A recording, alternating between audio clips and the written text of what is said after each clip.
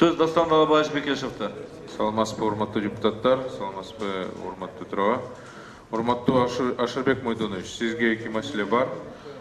Мен май айында көтөрдүм эле бул маселе. Ош шаарында Көз Азиз интернат бар. Ошол жерде столовыйны алар сурашканда, Сатыбалдиев премьер-министр болгондо ал барып айткан, курабыз деген. Мен катты жазам, 8 миллион сом бөлүндү деген. Азырынча жылыштар жок да, ошону контролго алып, дагы бир жолу айтсаңыз, маалымат кандай азыр эмне болуп атат? Вообще жылыштар жок. Даже эч кимге элек, жайында эч кимге барган жок ошол жерге. Асылбек Шарипович дагы айткан ошол боюнча. Анан экинчи маселе. Ак сууда санаторий барго, ошол боюнча мен август айында катты жаздым. Ошол жерде атайын камкордук кеңешти түзүш керек. Ата энелер мага келип көп мындай жалптар айтып атышат да. 48 миллион сом бөлүндү, бирок билинбейт да каяка ошол акчаны кетирди. Камкордук кеңеш хотя бы ошону карап, кандай каяка акча кетип атат, ошону бүт баарын карап, хотя бы сизге жакшы болот да, өкмөткө жакшы болот. Себеби ачык бюджет болуп калат. Алар камкордук кеңеш спонсорлорду издеп баштайт.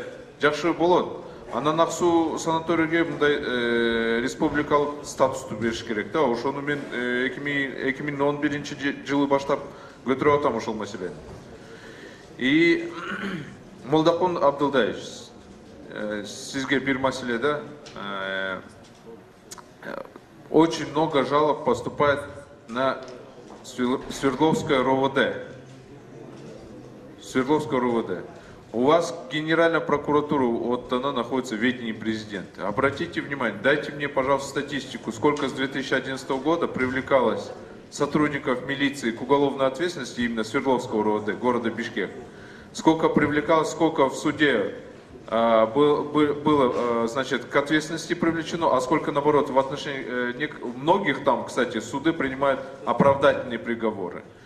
Много до стадии судебного разбирательства потерпевшие берут отвод, потому что милиционеры угрожают. Слишком это Свердловское РОВД в Бишкеке, на него очень много жалоб поступает. Это имейте в виду.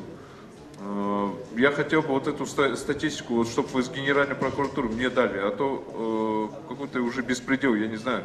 Скоро люди уже перестанут это все терпеть. Рахмат.